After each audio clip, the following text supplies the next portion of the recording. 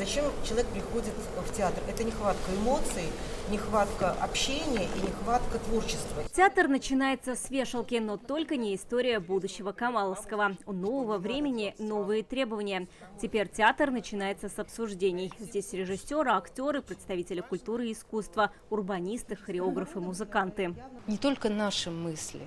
Это должны быть еще и ожидания, и мысли тех людей, которые приходят в театр, тех людей, которые ставят на театральных площадках. Я очень надеюсь, что сегодня наша очень разная целевая аудитория найдет то, что их будет объединять.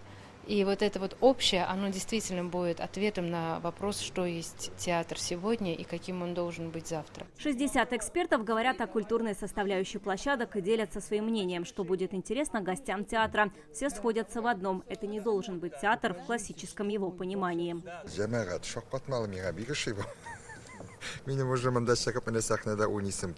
Актер театра Камала Фанис Зиганшин уже представляет себя на будущей сцене. Артисты, наверное, больше всех мечтают переехать в новый театр. Народный артист согласен, вокруг театра должна кипеть жизнь. Говорит, с удовольствием бы вел мастер-классы по сценическому мастерству.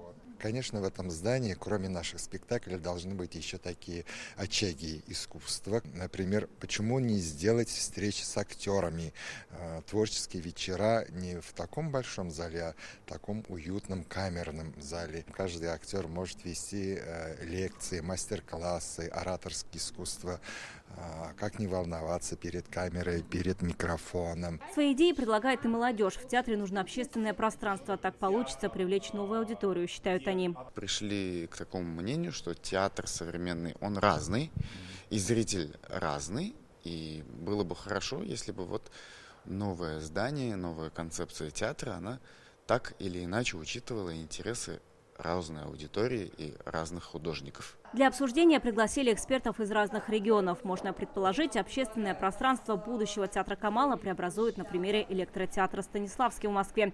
Его как раз перед объявлением о начале строительства в мае 2021-го посещал Рустам Минниханов.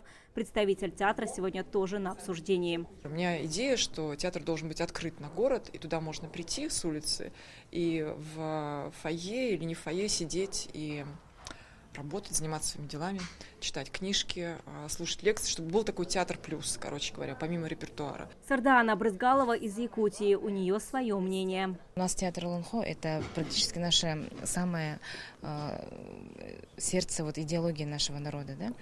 Да? То есть, например, театр Кунцюй, китайская опера, которая имеет там многовековую историю, что он собой несет. Мне кажется, театр Камала, он должен определять какие-то вот главную идеологию для своего народа и опереться именно на этом. Одна голова хорошо, 2-3 лучше. То есть мы собираем сейчас от них идеи, его оформим как концепцию, именно вот под танцевальной искусству, что интересно и что может быть в пространствах театра нового. Вот эти мероприятия должны одни идти к другому.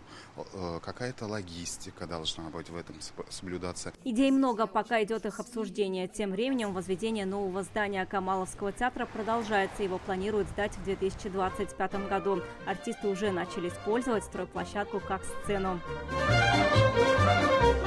Вероника Гайнудинова, Рамзель Гарипов, ТНВ, Казань.